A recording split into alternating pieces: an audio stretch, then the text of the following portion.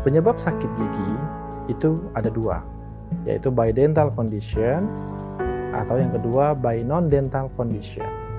By dental condition, sakit gigi yang disebabkan oleh ini terjadi karena beberapa faktor.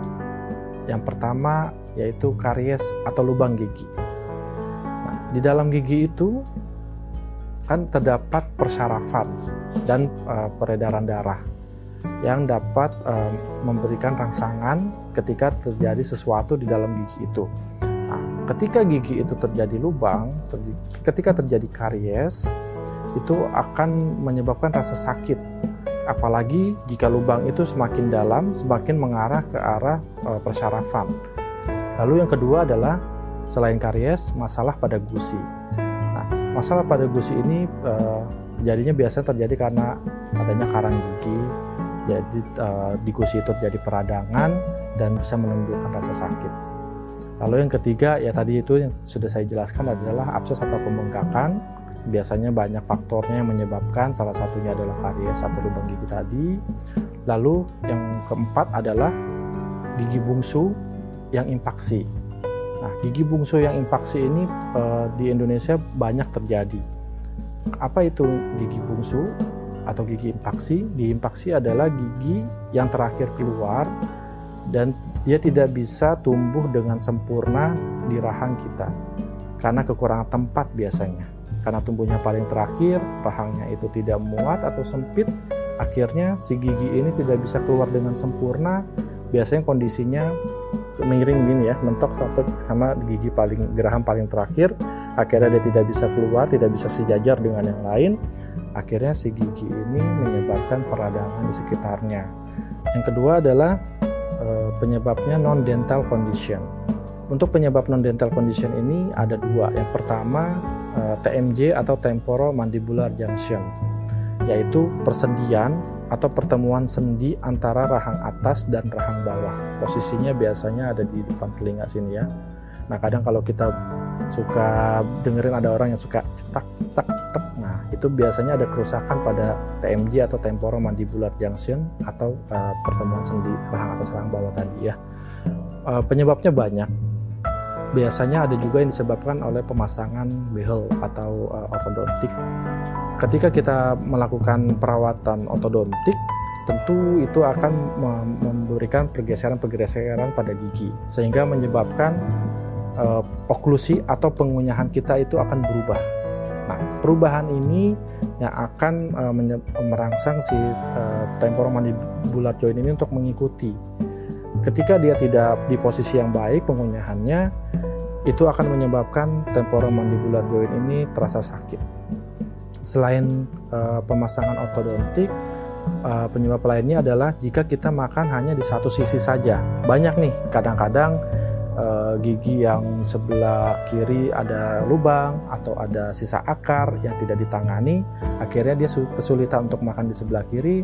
Dia makan bertahun-tahun itu di sebelah kanan, akhirnya akan merusak salah satu sendinya karena tidak ada keseimbangan pada saat proses pengunyahan.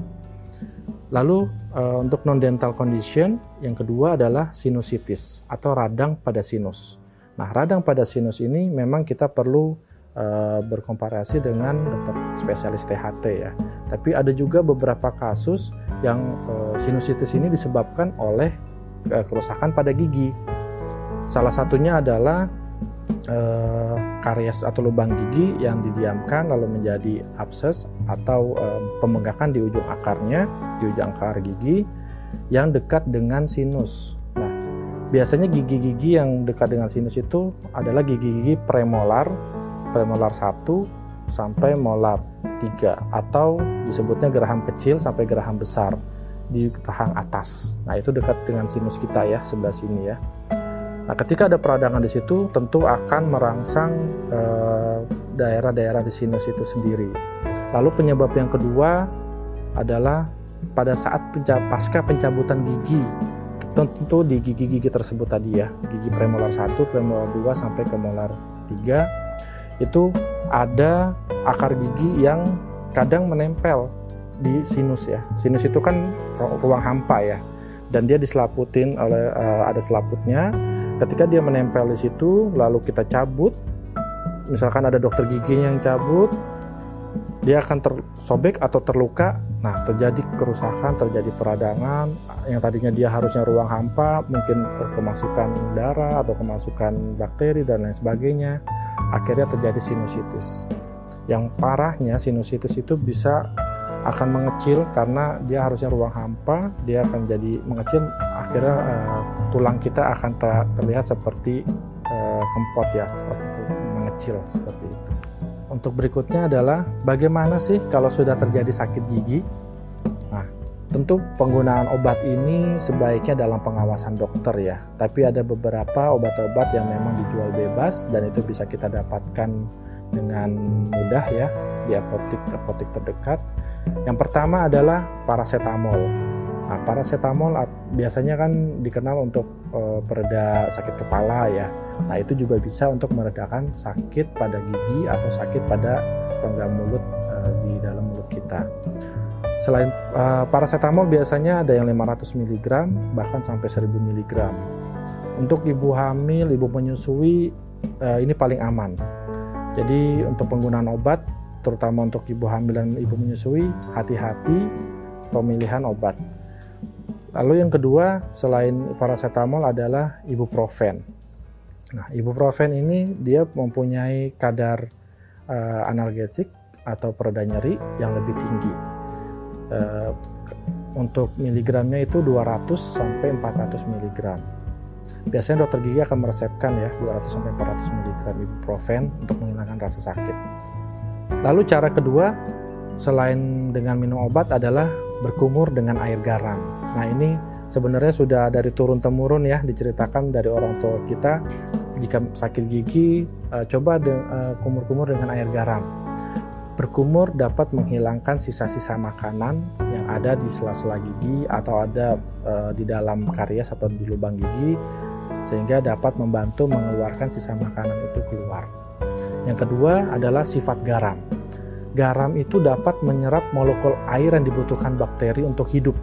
Nah, jadi ketika kita berkumur dengan garam, bakteri ini tidak akan berkembang biak dengan baik. Jadi kita bisa menekan produktivitas dari bakteri itu sendiri.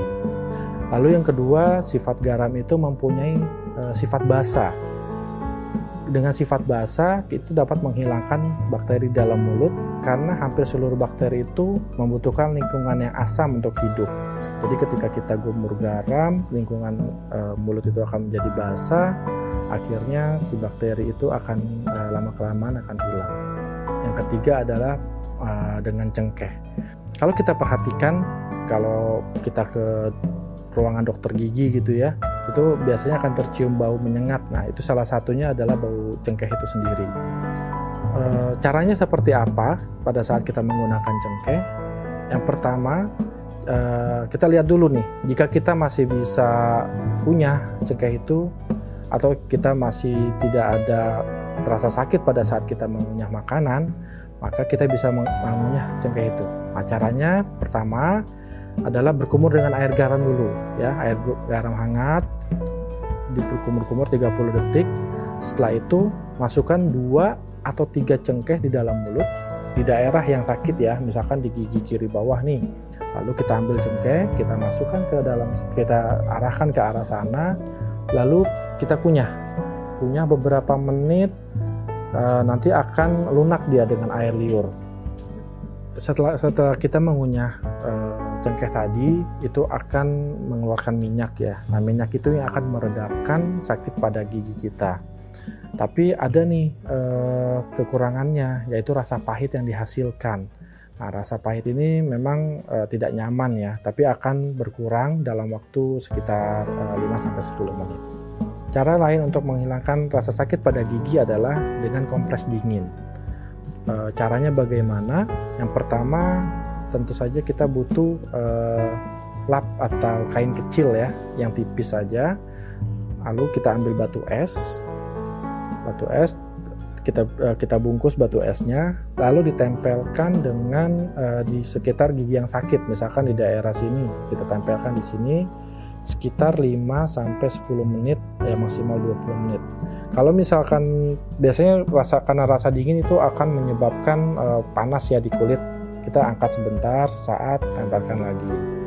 Nah, kenapa diperlukan kompres dingin? Karena pada saat terjadi infeksi itu akan ada trauma ya, ada penekanan pada pembuluh darah, sehingga pembuluh darah itu akan terinfeksi dan melebar. Pada saat kita sakit gigi ada infeksi, si pembuluh darah itu akan melebar dan respon tubuh itu akan mengeluarkan pembengkakan, ada peradangan, itu termasuk salah satu respon tubuh. Nah, ketika ada pembuluh darah yang banyak ke arah sana, itu akan menyebabkan rasa sakit yang berdenyut. Itu bisa dihilangkan dengan es yang dingin itu tadi. Nah, suhu air dingin ini bisa mengecilkan atau menyepikan pembuluh darah di sekitar gigi, sehingga bisa meredakan nyeri-nyeri dari saraf yang ada, bisa mengecilkan pembengkakan. Baik. Selanjutnya untuk penanganan sakit gigi yaitu tidur dengan posisi kepala lebih tinggi. Jadi lebih tinggi dari jantung ya, kita ambil bantal yang lebih tinggi. Fungsinya apa? Jadi prinsipnya adalah posisi kepala yang lebih tinggi itu akan membuat darah itu sedikit mengalir ke arah gigi. Jadi kalau misalkan kita sejajar atau lebih rendah, itu pembuluh darah akan sejajar, akan banyak ke arah gigi. Nah, itu bisa menyebabkan rasa sakit yang lebih hebat. Kalau kita angkat lebih sedikit ke atas, itu akan menyebabkan si pembuluh darah tidak terlalu banyak ke arah gigi itu sendiri. Ketika posisi jajar dengan jantung, aliran ke darah dari jantung ke kepala akan lebih banyak, sehingga dengan posisi kepala lebih tinggi itu akan mengurangi rasa nyeri pada gigi.